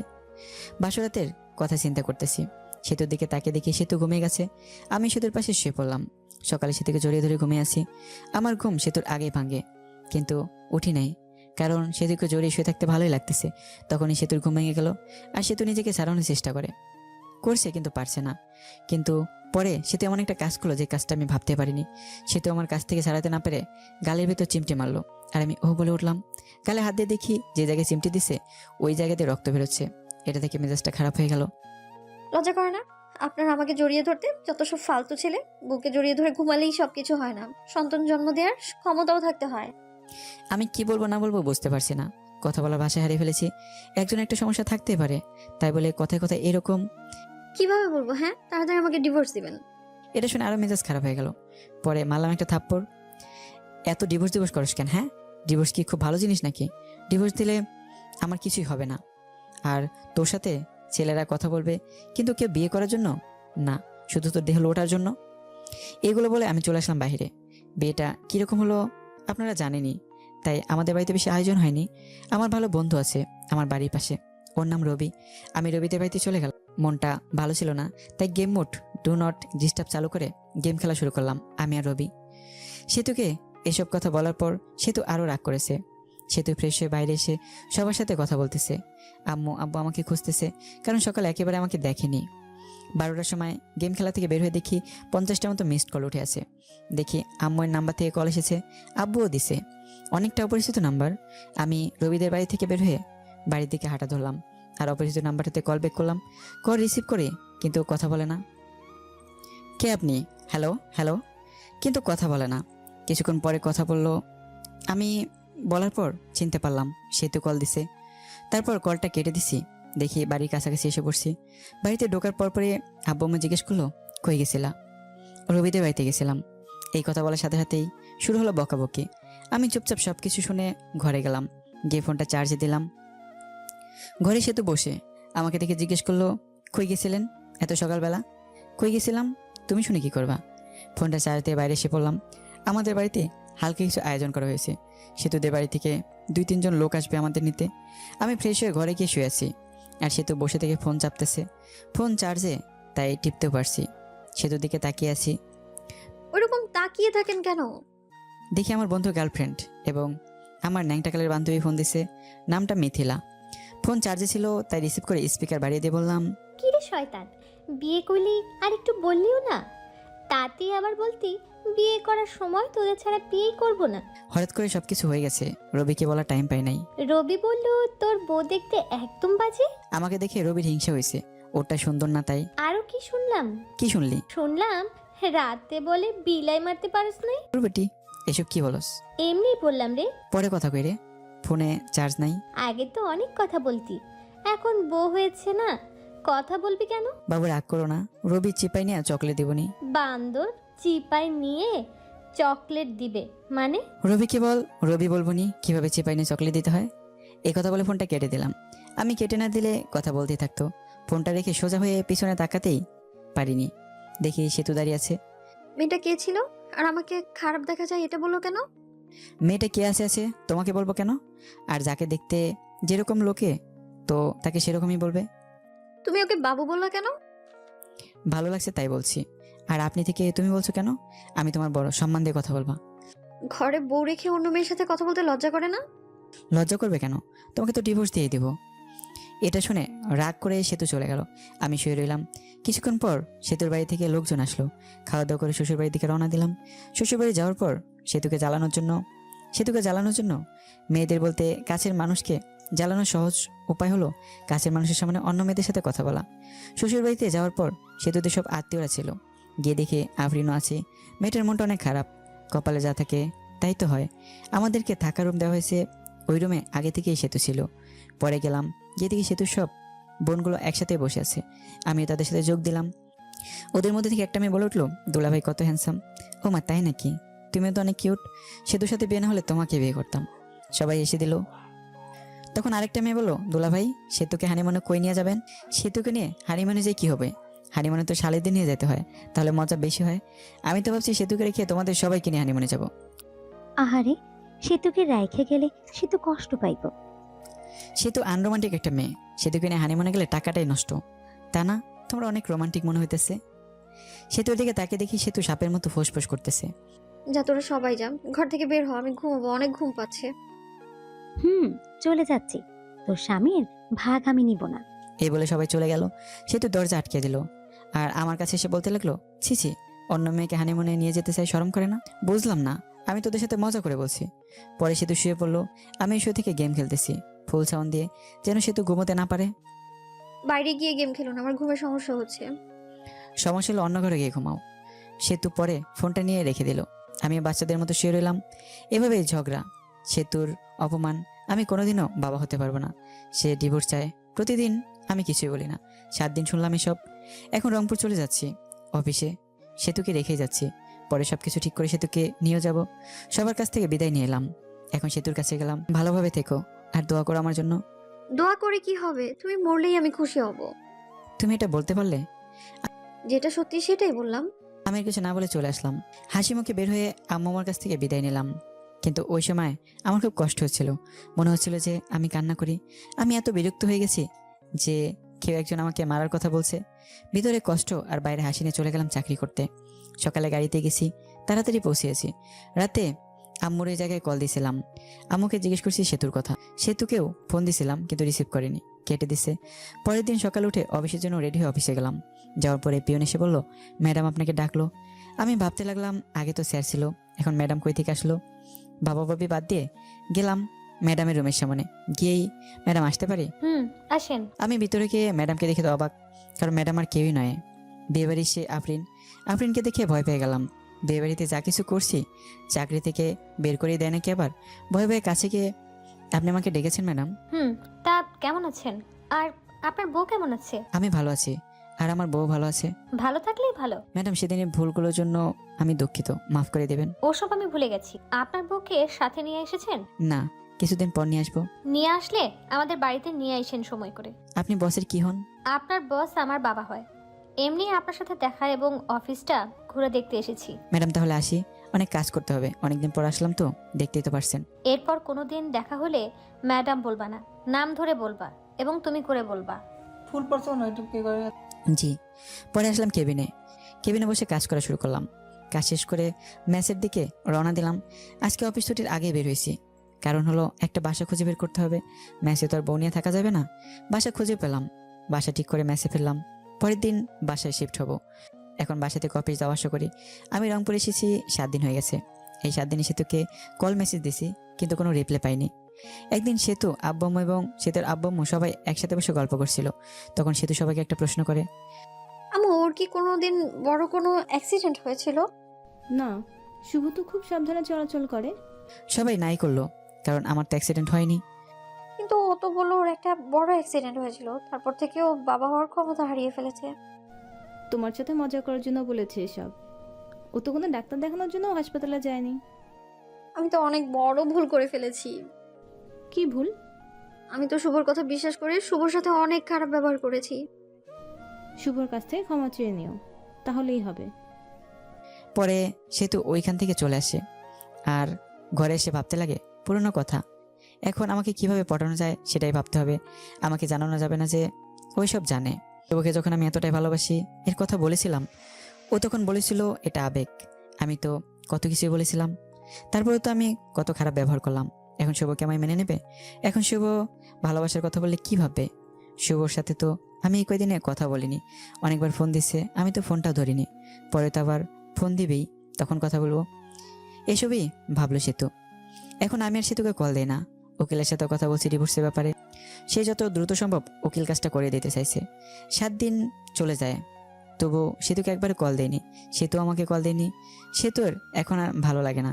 সেতুর শুধু ইচ্ছে হয় আমার সাথে কথা বলতে। সেতু মিস করে ওই দিনগুলো, যে দিনগুলোতে আমাকে দেখতে পারিনি। আমি কত কিছু বলেছি। যখন সেতুর ফোনটা বেজে ওঠে তখনই সেতুর মনে হয় যে আমি ফোন বা মেসেজ দিছি, কিন্তু আমি কোনো ফোন বা মেসেজ দেইনি। সেতু আমাকে কল দিতে চায়, কিন্তু কোনো একটা কিছু কারণে আমাকে মেসেজ বা কল দিতে পারে না। এখন আর আমি সেতুর কথা মনে করি না। আমি প্রথম অনেক কষ্ট হয়েছে আর নিজেকে দোষ দিই। সেতুকে মিথ্যা কথা বলাটিও ঠিক হয়নি। এদিকে সেতু সবসময় মনমরা হয়ে বসে থাকে, কারোর সাথে বেশি কথা বলে না, শুধু আমার কথাই ভাবে। আমার সাথে কথা বলতে মন চায় কিন্তু পারে না, ধৈর্য ধরে থাকে। আমি তাকে অবশ্যই মেনে নেব, কিন্তু আমার নাম্বার থেকে কল আসে না। 1 মাস হয়ে গেছে, কিন্তু আমি সেতুর সাথে কোনো কথা বলিনি। সেতু থাকতে না পারে আমাকে কল দেয় রাতে, তাও আর 12টার সময়, যে সময় আমি ঘুমে মগ্ন হয়ে আছি। প্রথমবার ফোন ঢোকার পর ফোন রিসিভ করিনি, কারণ আমি ঘুমেছিলাম। পরের বার কল দিতেই আমার চোখে ঘুম চোখে দেখি একটা কল এসেছে। পরে নাম্বার না দেখি কলটা রিসিভ করে বললাম, হ্যালো, কে? আমিটা কে? আমাকে চিনতে পারোনি? আমি সেতু। আরে বোন, কোন সেতু? আর এত রাতে ঘুমে ডিস্টার্বের জন্য কল করছো কেন? আমি তোমার বউ সেতু। বউ কথা শুনে নাম্বারটা ভালোভাবে দেখলাম, সেতুই কল দিছে। পরে ভাবতে লাগলাম আব্বুমুর কোনো কিছু হলো নাকি, এত রাতে ফোন দিছে সেতু। আব্বুমুর কিছু হয়েছে নাকি ফোন দিছে? আব্বু আম্মুর কিছুই হয়নি, কথা বলার জন্য ফোন দিয়েছি। ফাজলামো রাখো। বিয়ে ফেললোকে ভাইকে গেছে নাকি আবার এখন প্রবলেম হয়েছে দেখে ফোন দিছে? আচ্ছা, কোনো কিছু ভেবো না, সরাসরি আমার এখানে চলে আসো, আমি সবাইকে ম্যানেজ করে নেব। ঘরে স্বামী থাকতে পালিয়ে যাব, তাও অন্য কোনো পুরুষের সাথে? কেন? স্বামী তো শুধু কাগজে কলমে। আচ্ছা বাদ, কালকে অফিসে যেতে হবে, বাই। আর এত রাতে কল দিবা না, যত সব ফালতু। এইটা বলে ফোন কেটে দিই আর ফোন বন্ধ করে রেখে ঘুমিয়ে পড়ি। এদিকে সেতুর মনটা আরও খারাপ হয়ে যায়। আমি কি এতটা খারাপ ব্যবহার করেছি যে শুভ ভেবে নিছে আমার বয়ফ্রেন্ড আছে? ছিছি, নিজেকে নিজের উপর ঘৃণা হচ্ছে। আর ভাবে শুভ আগে মেসেজ দিত, কেমন আছে কি করো, কথা বলার জন্য আমাকে ফোন দিত, আর এখন কথাই বলে না, ঘুরে ফিরে আমাকে অপমান করলো। সারা রাত না ঘুমেই পার করে আর ডিসিশন নেয় যে শুভ তো এখানে চলে আসবে, কারণ শুভ বলেছিল বাসা ভাড়া নিছে আর যেতে বলেছিল আমাকে। সকাল উঠে আব্বুর কাছে গিয়ে বলে, আব্বু আমাকে শুভর বাসায় রেখে আসেন, আর আমি যাব, এটাকে বলবেন না। আব্বু মেনে নেয় আর বিকেলে গাড়িতে তারা রওনা দেয়। আমার এখানে এসে আব্বু দরজায় কলিং বেলে চাপ দেয়। আমি তখন ভাবতে থাকি এই সময় আবার কে আসলো। অলসতা নিয়ে দরজা খুলতেই যাই, দরজা খুলে তো অবাক। আমি তখন আব্বুকে বলে আমি তখন আব্বুকে বলি, তোমরা আসবা বলবা না? আমি স্ট্যান্ডে আনতে যেতাম। সেতু বললো তোকে সারপ্রাইজ দিবে, তাই না জানিয়ে চলে আসলাম। আচ্ছা বসো, তোমাদের খাবারের ব্যবস্থা করি। আমি সেতুর সাথে কোনো কথাই বলি না। একবার তাকে দেখেছি, সেতু অনেক শুকনো হয়ে গেছে। মনে হলো অনেকদিন ধরে খাবার ঠিক মতো খায় না আর ঘুমায় না। আমি সেতুকে দেখেও না দেখার ভান করলাম। সেতু আমার দিকে অসহায়ের মতো তাকিয়ে আছে। সেতুর দিকে লক্ষ্য না করে আমি খাবার কিনতে গেলাম। অবশ্য নিজে রান্না করে খাই। আজকে শরীরটা ভালো ছিল না, তাই রান্না করিনি। হোটেল থেকে খাবার এনে আমি আব্বু আর সেতুকে নিয়ে খেতে বসেছি। তুমি কি প্রতিদিন বাজারের কেনা খাবার খাও নাকি? না আব্বু, রান্না করেই খাই। আজকে ভালো লাগছিল না, তাই রান্না করিনি। তোমরা আসবে জানলে রান্না করতাম। আরে ভাই, আমি সব কিছুই রান্না করতে পারি। এইসব কিছু রান্না আমার মা আমাকে শিখেছে। খাবার খেয়ে আব্বুকে রুম দেখিয়ে দিলাম আর আমি আমার রুমে আসলাম। সে তো আগে থেকে আমার রুমে গিয়ে বসে আছে। আমার রুমটা অনেক সুন্দর করে সাজিয়ে রেখেছে। রুমটা এমনভাবে সাজিয়েছে যেটা লিখে প্রকাশ করতে পারছি না। ঘরে গিয়ে দেখি সেতু বিছানায় শুয়ে কার সাথে যেন কথা বলছে। কথা বলা থেকে জিজ্ঞেস করলাম, বেবের সাথে কথা বলছো নাকি? তখন সেতু ফোনটা রেখে, আচ্ছা তোমার সমস্যাটা কি বলো তো? সেই দিনও বিএফ এর কথা জিজ্ঞেস করলে, আবার আজকেও বলতেছো বিএফ এর কথা। আমি অতটাও খারাপ না যে ঘরের স্বামী রেখে অন্য কারোর সাথে প্রেম করবো। এরপর না এমন কথা বলবে না আর কখনো, ঠিক আছে? স্বামী তো শুধু কাগজে কলমে, কিছুদিন পর তো ডিভোর্স হয়ে যাবে। ডিভোর্সের পর পটাতে হবে, তাতে তো সময় লাগবে। ডিভোর্সের পর যেন তাড়াতাড়ি বিয়ে করতে পারো, সেই জন্য হয়তো আগে পটিয়ে রাখছো। আর হ্যাঁ, তোমার জন্য একটা খুশির খবর আছে। আমি উকিলের সাথে কথা বলেছি, কিছুদিন পরে ডিভোর্স পেপার দিয়ে দেবে। তখন আর আমার মুখ দেখতে হবে না। ডিভোর্সের কথা শুনে সেতুর মুখটা শুকিয়ে গেছে আর সেতুর চোখে জল এসে পড়েছে। ওদিকে লক্ষ্য না রেখে বললাম, শুয়ে পড়ো, রাত অনেক হয়েছে। সেতু চুপচাপ অন্যদিকে শুয়ে পড়লো। আমি কোলবালিশটা জড়িয়ে ধরে ঘুমিয়ে পড়লাম। সকালে ঘুম থেকে উঠে দেখি সেতু আমাকে জড়িয়ে ধরে ঘুমিয়ে আছে। জড়িয়ে ধরে আসে দেখে সেতুকে ধমক দিয়ে বললাম, আমাকে জড়িয়ে ধরে আছো কেন? আমাকে জড়িয়ে ধরতে পারো নাই? কারণ আমার সন্তান জন্ম দেওয়ার ক্ষমতা নাই। এটা বলে ওয়াশরুমে চলে গেলাম। পরে সেতু রান্না করলো, আমি বসে থেকে ফোন চাপলাম। খাবার খেয়ে আমি অফিসের জন্য বের হলাম। আর আব্বু বললো চলে যাবে, তাই তাকে গাড়িতে উঠিয়ে দিতে বাস স্ট্যান্ডে গেলাম। আব্বুকে গাড়িতে তুলে দিয়ে আমি অফিসে চলে গেলাম। অফিসে যেতে দেরি হয়েছে। অফিসে গিয়ে ডেস্কে গিয়ে বসতে বসতে পিয়ন এসে বলে গেল ম্যাডাম যেতে বলেছে। ম্যাডাম কয়েকদিন পর আসলো। পরে গেলাম, গিয়ে নাম ধরে ডাক দিলাম, আফরিন কেমন আছো? ভালো। তুমি কেমন আছো? আর অফিসে আসতে দেরি করলা যে? আব্বু সেতুকে রাখতে এসেছিল, আমি আব্বুকে গাড়িতে তুলে দিয়ে আসলাম, সেই জন্য দেরি হলো। ও, তোমার বউ এসেছে? কালকে আমার জন্মদিন, সেই জন্য আসছিলাম তোমাকে দাওয়াত দিতে। তো সেতুকে নিয়ে চলে যাবা।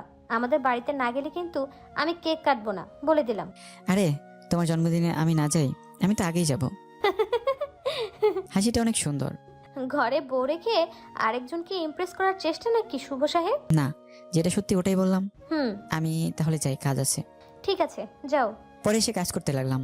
কাজ করা শেষ করে দুপুর টাইম হয়ে গেছে। তখন ফোনটা বেজে উঠলো। ফোনটা হাতে এনে দেখি সেতু কল দিছে।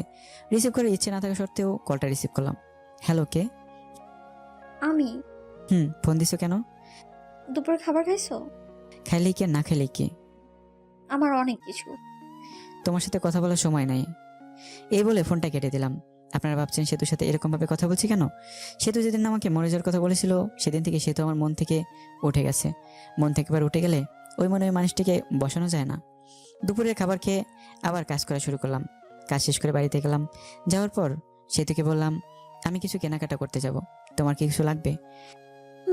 আমি একটা নতুন ড্রেস কিনবো। আমি ফ্রেশ হয়ে আসতে আসতে তুমি রেডি হয়ে নাও। আমি ফ্রেশ হয়ে এসে দেখি সেতু সুন্দর করে সেজে বসে আছে। সেতুকে ঠিক হলুদ পরির মতো লাগছে। সেতুর দিকে হা হয়ে তাকিয়ে আছি। সেতু বললো, ওইরকম করে তাকিয়ে থাকলে আমি ক্ষয়ে যাব। পরে আমার হুঁশ ফিরলো। আমি রেডি হয়ে বাইরে এসে রিক্সার জন্য দাঁড়িয়ে আছি। তখন একটা রিক্সা থেকে ভার্সিটির ভালো একটা বান্ধবী নেমে এসে জড়িয়ে ধরে বলল, দোস্ত কি খবর, কেমন আছিস? তোর তো খোঁজই পাওয়া যায় না। এরকম ভাবে কেউ জড়িয়ে ধরে নাকি? মানুষ দেখলে কি ভাববে? সেতুর দিকে তাকিয়ে দেখি সেতু পরে আগুনের মতো গরম হয়ে আছে। এর মধ্যে সেতু বলে উঠলো, এই ফাল, তুমি এভাবে জড়িয়ে ধরে আছেন কেন? শুভ কে রে এই মেয়ে? হ্যালো।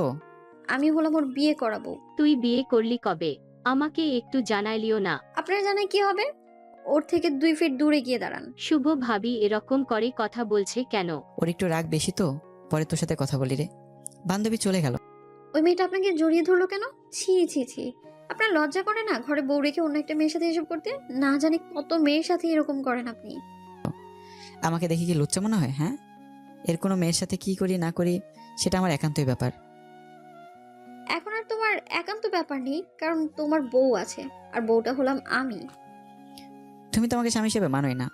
কিছুক্ষণ চুপ থাকলো সেতু। আচ্ছা আমাকে মাফ করে দাও, আগের ব্যবহারের জন্য আমি অনেক সরি। আমাদের বাচ্চা না হলে আমরা বাচ্চা একটা কিনে আনবো। আমি ভাবতে লাগলাম সে তো এসব বলতেছে কেন।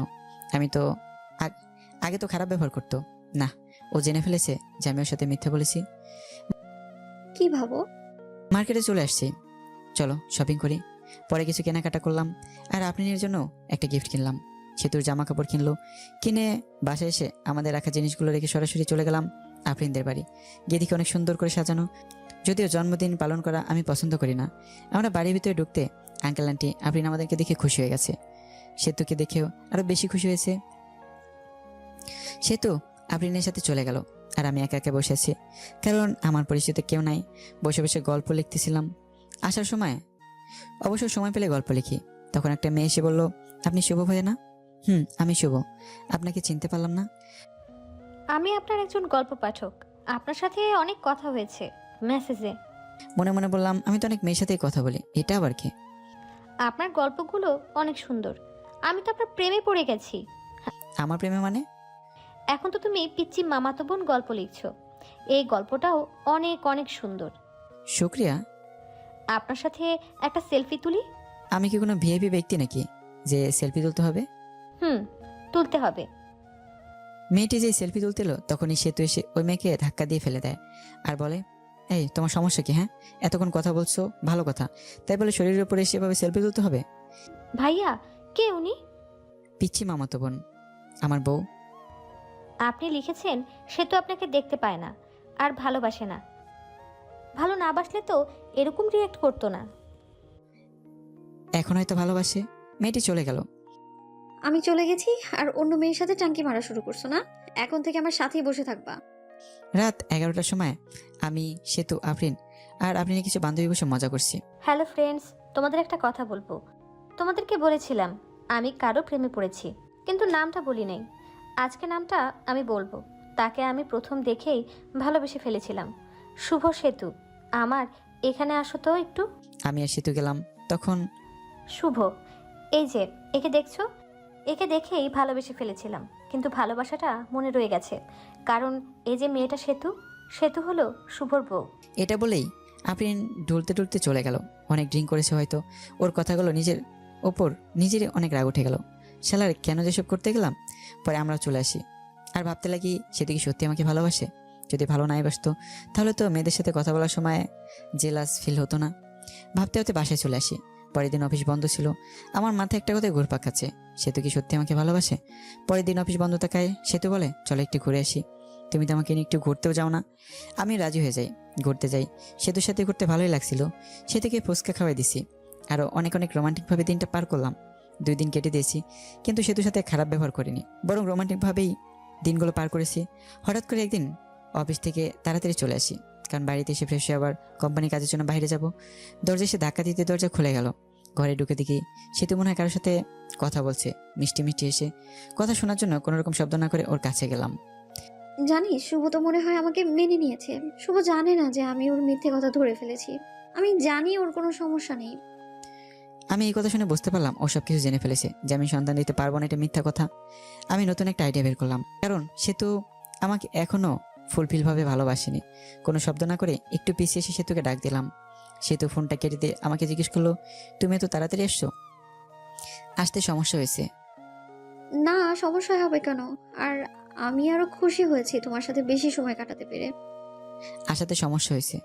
এসব বলতে বলতে সেতু আমাকে সে জড়িয়ে ধরলো, আর জড়িয়ে ধরেই ঠোঁটে একটা শুকনো চুমু দিল। আমি সেতুকে ছাড়িয়ে ফ্রেশ হতে চলে গেলাম। ফ্রেশ হয়ে এসে দেখি সেতু টেবিলে খাবার সাজিয়ে রেখেছে। খেতে বসলাম। সেতুকে বললাম, তুমি খেয়েছো? না, চলো একসাথে খাই। নিজে হাত দিয়ে খেতে ইচ্ছে করছে না। আসো আমি খাইয়ে দিই। সেতু খুশি হয়ে গেল। খাবার খেতে সেতুকে জিজ্ঞেস করলাম, আচ্ছা সেতু, তুমি তো এখনো সত্যি আমাকে ভালোবাসো, তাই না? অনেক ভালোবাসি। এই যে আমি বাবা হতে পারবো না, এটা যখন তোমার রিলেটিভরা জানবে তখন তোমাকে অনেক কিছু বলতে পারে। তখন কি তুমি আমাকে ছেড়ে চলে যাবে? ওকে কি বলে বলুক, তাতে আমার কিছুই যায় আসে না। আমি তোমাকে কখনোই ছেড়ে যাব না। আমি একটা দীর্ঘ নিঃশ্বাস নিলাম। কথা বলার মাঝে খাওয়া শেষ। খাবার শেষ হওয়ার পর রেডি হয়ে সেতুকে একটা চুমু দিয়ে কাজের জন্য বের হলাম। বাড়ি থেকে বের হয়ে একটা বন্ধুর সাথে দেখা করলাম। ওই বন্ধুর বড় ভাই ডাক্তার, আর তাকে দিয়ে একটা মিথ্যে রিপোর্ট বানাবো। পরে ওই বন্ধুকে সব কিছু খুলে বলি, আর বলি তোর ভাবির ভালোবাসা পরীক্ষা করার জন্য একটা ফ্যাক রিপোর্ট বের করতে হবে। রিপোর্টটা এমন হবে যে আমি বাবা হতে পারবো না, এটা রিপোর্ট। প্রথমে বন্ধু রাজি হয়নি, পরে অনেক জোরাজুরিতে রাজি হয়। পরে সব কিছুই বুঝিয়ে দিয়ে চলে গেলাম আমার কাজে। কাজ থেকে আসলাম, আর আসার সময় সেতুর জন্য আইসক্রিম আর ফুচকা নিয়ে আসলাম। গিয়ে দেখেছি সেতু অনেক খুশি হয়ে গেল। প্রতিদিন অফিস থেকে আসার সময় সেতুর জন্য অনেক কিছু কিনে নিয়ে আসি। এটা দেখে সেতু অনেক খুশি হয় আর আমাকে একটা করে কিস করতো। 7 দিন যাওয়ার পর রিপোর্ট বের করে। পরে আমি আমার বন্ধুকে বলি এটা বাড়িতে গিয়ে দিয়ে আসবি যখন আমি অফিসে থাকবো। বন্ধুটাই তাই করে। আমি অফিসে থাকাকালীন বন্ধু আমার বাড়িতে যায় আর রিপোর্টটা দেয়, আর সেতু রিপোর্টটা নিয়ে পড়তে থাকে। পড়ে দেখে আমি কোনোদিন বাবা হতে পারবো না। ওখানে সব লেখা আছে আর কারণও লেখা আছে। সেতুর মনটা তখন খারাপ হয়ে যায়। সে কি করবে বুঝতে পারে না। শুভর সাথে সংসার করবে কি করবে না কিছু বুঝতে পারছে না। আমার সাথে থাকার সময়গুলোর কথা ভাবতে থাকে। এসব ভাবতে ভাবতে কোন দিক দিয়ে সময় পার হয়ে যায় সে তো জানেই না। আর আমি অফিস থেকে চলে আসি আর সেতুর জন্য ফুচকা নিয়ে আসি। বাড়িতে এসে দেখি সেতু মন খারাপ করে বসে আছে। আমি সেতুকে ডাক দিই আর বলি, সেতু কি মন খারাপ? তোমার কি তোমার আব্বা আমার কথা মনে পড়ছে? সেতু কোনো কথা না বলে রিপোর্টের কাগজটা আমার হাতে দিল। আমি কাগজটা নিয়ে বললাম, এসব তো তুমি জানোই। তাহলে তোমার মা বাবাকে জিজ্ঞেস করার পর তোমার মা বাবা কেন বললো যে তুমি মিথ্যে বলছো, তুমি বাবা হতে পারবে? কারণ আম্মু জানে না। সেতু এই কথা শুনে মুখটা রাগি বানিয়ে চলে গেল। আমি ফ্রেশ হতে চলে গেলাম। ফ্রেশ হয়ে এসে কিছু খেয়ে নিলাম। সেতুর সাথে কথা বলার চেষ্টা করতেছি কিন্তু সেতু দরজা খুলতেছে না। ভিডিও দেখতে দেখতে সন্ধ্যা হয়ে গেল, তখনও সেতু ঘর থেকে বের হলো না। এখন বুঝতে পারলাম সেতু কেন মন খারাপ করে বসে আছে। আমি ভাবতে থাকলাম, সেতুকে তাহলে আসলে আমাকে ভালোবাসেনি? সেতু এতদিন তাহলে আমার সাথে মিথ্যা ভালোবাসা নাটক করেছে? সেতু তো ঘর থেকে বের হচ্ছে না। সন্ধ্যা রান্নাটা মনে হয় আমারই করতে হবে, তাই রান্না করতে গেলাম। রান্না করার প্রায়ই শেষ। তখনই ঠান্ডা পানি মনে গরম পানিতে হাত দিছি আর হাতটা গেল পরে। পরে ওমা বলে চিৎকার দিতেই উঠি, কিন্তু আফসোস ধরার মতো কেউ নেই। পরে নিজের হাত ধরে ঠান্ডা পানিতে কিছুক্ষণ ডুবে রাখলাম। এরপর ডাক্তারের কাছে গিয়ে হাতটা মেডিসিন লাগিয়ে নিয়ে আসলাম। হাত একেবারে চলে গেছে, দেখতে অনেক বিশ্রী হয়ে গেছে। রান্নাকে শেষ করে সেতুকে ডাক দিলাম, বললাম, সেতু দুপুরের খাবার খাওনি, এখন রাতের খাবারটা খেয়ে নাও, তা না হলে শরীর খারাপ করবে। তুমি হয়তো আমাকে মেনে নিতে পারছো না, ঠিক আছে, আমার ডিভোর্স পেপার রেডি আছে, তোমাকে দিয়ে দেবো, তোমাকে মুক্তি দিয়ে দেবো, আসো তাও খেয়ে নাও। পরে সেতু বের হলো, আমার হাতটা সেতুকে দেখায়নি। পরে সেতু চুপচাপ খেয়ে নিল। হাতের কষ্ট থেকে মনের কষ্টটা অনেক বড়। সেতুকে অনেকটা ভালোবেসে ফেলেছিলাম। হাত পড়ার কারণে হাতে জ্বালা পোড়া করছে, আবার মনটা ভালো নেই। সেতুর সাথে কাটানো সময়ের কথাগুলো ভাবছি, কত সুন্দর ছিল দিনগুলো। এসব ভাবতে ভাবতে চোখে জল এসে গেছে। মনে হইতেছে চিৎকার করে কাঁদি। ঘুম ধরছে না, এমনিতেই হাতে জ্বালাতন করতেছে, আবার ক্ষুধাও লাগছে। রাত 12টা বেজে গেছে। বসে থেকে কান্না করছিলাম। কষ্ট আর সহ্য হচ্ছে না, অনেক কষ্ট হচ্ছে, যেটা হয়তো বলে প্রকাশ করতে পারবো না। চোখ দিয়ে জল থামছেই না। তখনও কাঁধে কারো হাতে ছোঁয়া পেলাম। পিছনে তাকিয়ে দেখি সেতু দাঁড়িয়ে আছে, চোখের জলটা মুছে। তুমি এখানে কি করো এত রাতে? আপনি কি করেন? আমার ভালো লাগছে না, তাই আমি বসে আছি। আমারও ভালো লাগছে না, তাই আমিও বসে থাকতে এলাম। তোমার আবার ভালো লাগবে না কেন? তোমার ভালো লাগার কারণ তো তোমাকে ছেড়ে দিতেছি। ডিভোর্স পেপার তো রেডি আছে, কালকে সকালে নিয়ে আসবো, মন খারাপ করো না তো। মেয়েদের সাথে ফষ্টি নষ্টি করতে পারো না বলে আমার ডিভোর্স দিবা, তাই না? এসব কি বলো? তুমি তো বলা ডিভোর্স দিতে। সে তো আমার কলা ধরে বললো। ওই আমি কখন ডিভোর্স চাইলাম? আমি তো চুপচাপ ছিলাম। আমি বাবা হয়তো পারবো না শুনে তুমি মন খারাপ করে দরজা লাগিয়ে বসেছিলে। তো এটা বোঝাই যায় তুমি আমার সাথে থাকতে চাও না, ডিভোর্স চাও। আরেকবার ডিভোর্সের কথা বলে না ঘাটটা মুটকে দিবা, একদম বলে দিলাম। আসলে আমি সরি, আমার ভুল হয়েছে। আমিও তোমাকে ছাড়া থাকতে পারবো না। আমি তোমার সাথে কাটানোর সময়গুলোর কথা ভাবলাম, তুমি আমাকে কতটা কেয়ার করো এটা ভাবলাম। বাচ্চা হবে না তো কি হয়েছে, আমরা বাচ্চা একটা কিনে নিয়ে আসবো। সত্যি তুমি আমাকে ছেড়ে যাবে না? মরার আগ পর্যন্তও যাব না। আজকের ব্যবহারের জন্য অনেক সরি। আমরাই তো। সে তো আমাকে জড়িয়ে ধরে আছে, আমি ধরেছি। রোমান্টিক ওয়েদার আমাদের মাঝে। সে তো শরীরের সাথে একটু ডান হাতটা লাগাতে বলে উঠলাম। কি হয়েছে তোমার? আমি তখন সেতুকে হাতটা দেখালাম। সেতু চমকে উঠলো। এরকম হলো কি করে? আজকে রান্না করার সময় এরকম হয়েছে। সেতুর চোখে জল এসে গেছে। আমি আসলে সরি, আমার সন্ধ্যার সময় এরকম ভাবে থাকা উচিত হয়নি। তোমার অনেক কষ্ট হচ্ছে, তাই না? হুম। তাহলে তুমি তো ভাতও খাও নাই, তাই না? হ্যাঁ। পরে সেতু প্লেটে ভাত নিয়ে এসে আমাকে খাইয়ে দিল। আমি খাচ্ছি আর মাঝে মাঝে হাতে কামড় দেই। খাওয়া দাওয়া শেষ করে আমার বুকের উপর সেতু শুয়ে আছে। আমি সেতুর মাথায় হাত বুলিয়ে দিচ্ছি। পরে দুজনে ঘুমিয়ে পড়ি। এখন থেকে শুরু হলো রোমান্টিক সংসার। হঠাৎ করে একদিন সেতু মাথা ঘুরে পড়ে যায় আর আমি ডাক্তারখানায় যাই। ডাক্তার বলে, খুশির খবর, আপনি বাবা হতে চলেছেন। এটা শুনে আমি অনেক খুশি হই। সেতুকে বলতে সেতু মুখটা গোমরা বানিয়ে বলে, আমার পেটে বাচ্চা আসলো কিভাবে? তুমি তো বলেছিলে বাবা হতে পারবে না, আর রিপোর্টে লেখা ছিল। ও, ওইসব ছিল সাজানো নাটক, ওই রিপোর্টে ছিল সাজানো। তুমি আম্মুর কাছ থেকে জানছিলা? আমার কোনো সমস্যা নাই, এটা আমি জানতে পারি। আর আমি তোমার ভালোবাসা কতটুকু সেটা সত্যি জানার জন্য এসব করছি। তুমি ভালো না, তুমি অনেক পচা। রাগ করো না লক্ষ্মী সোনা, একটু হাসো প্লিজ। সেতু একটা মিষ্টি হাসি দেয়। এই খবর বাড়িতে পৌঁছালে সেতুকে সবাই বাড়িতে আনতে চায়, কিন্তু সেতু বাড়িতে আসবে না বলে দেয়। আমাকে ছাড়া নাকি সেতুর ভালো লাগে না। আমাদের একটা ছেলে সন্তান হয়, আর দেখতে একেবারে ওর মায়ের মতোই সুন্দর। আমি ছেলেকে দেখে ভাবতে লাগলাম, আমার চেহারা ততটা ভালো না, তাই যত মেয়ে ঘুরছে। আর আমার ছেলের চেহারা তো মাশাআল্লাহ অনেক সুন্দর। না জানি মেয়েরা আমার ছেলের জন্য কি কি করে বসে।